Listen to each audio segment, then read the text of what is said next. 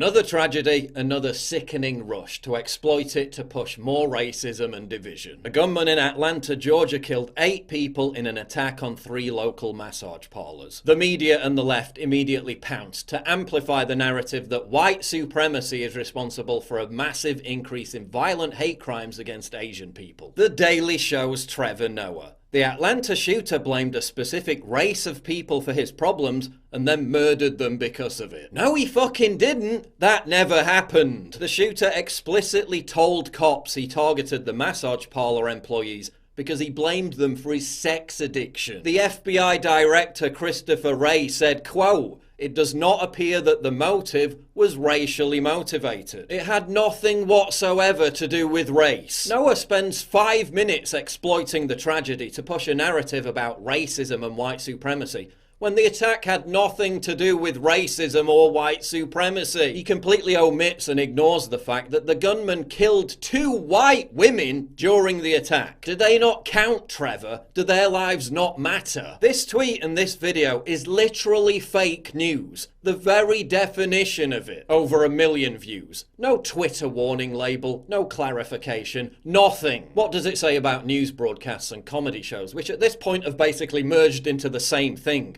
Are so thirsty to demonize white people that they have to brazenly lie about mass shootings. Don't we have enough polarization and division in society already without you having to invent more? We're told COVID hate crimes against Asian Americans are on the rise because a year ago Donald Trump said that COVID came from China. But it did come from China. It didn't come from the fucking moon, did it? But let's take it at face value that hate crimes against Asians are on the rise because of COVID. That's wrong. That's terrible.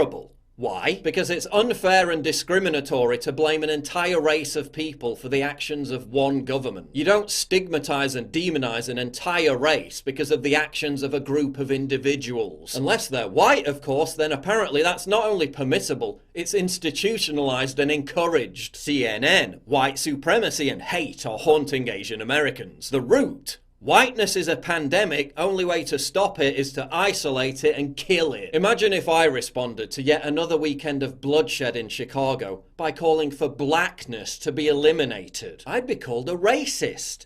Because that would be racist. Because it's racist to stigmatize and demonize an entire race because of the actions of a group of individuals. Yet with absolutely no proof whatsoever, the narrative continues to be amplified. Violent hate crimes against Asians are on the rise, and it's all white people's fault. Really? One of the first instances of violent hate crimes targeting Asian people in America after the emergence of COVID was perpetrated by a black man who punched an Asian woman in New York because she was wearing a face mask. It received barely any media attention at the time, and there was no attendant moral panic about the rise of hate crimes against Asians. According to Russell Jung, professor of Asian American Studies at San Francisco State University, quote, "We're really careful to note that this violence against Asian Americans in high crime neighborhoods has always been high." High crime neighborhoods, gee, I wonder what that could be a euphemism for. If the left wants to get into a debate about violent crime and per capita demographics,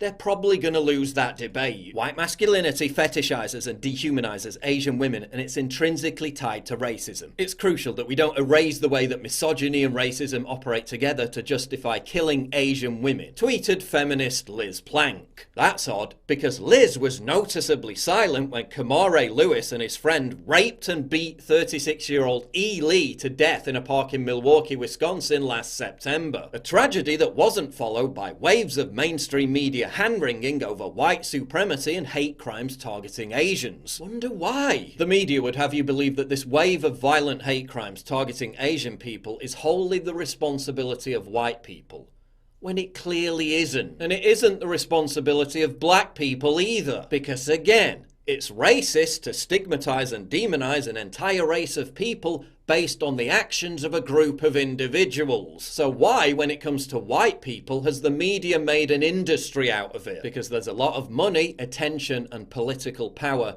in fanning the flames of racial division. The grift is real. Take Trevor Noah's fake news video. His solution at the end of the clip is to donate money to anti-extremism groups. The same groups whose entire funding in existence relies on generating constant hysteria about extremism. If there wasn't enough extremism to justify the millions they receive from governments, foundations, and giant corporations, they'd need to invent it. And they do. They don't want racism to subside. They don't want us all to live in harmony. Because they'd all go bankrupt. Their entire raison d'etre is totally dependent on whipping up racial tension, which is why they do it at every available opportunity. Same goes for the media. Amidst an environment of news outlets going bust, contriving moral panics surrounding race is guaranteed clickbait. That's why they bend over backwards to platform professional race grifters on the left. You know, the kind of people who say, it's not enough just to be racist, you have to be anti-racist. Quite ironic that generally speaking, all those people turn out to be massive fucking racists. The media is institutionally racist.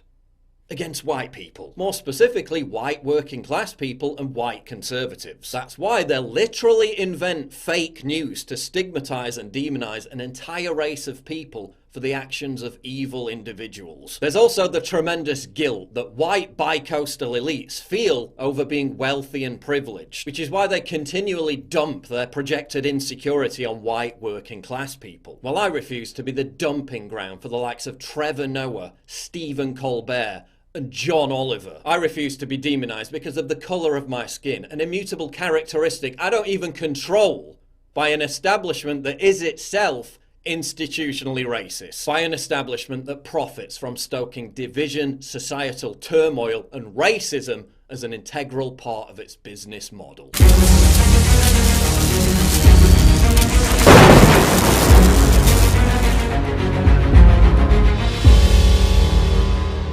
It's absolutely crucial for you to help me fight the war on free speech by supporting me via Subscribe Star, link in description, and also signing up for my free newsletter at summit.news/newsletter.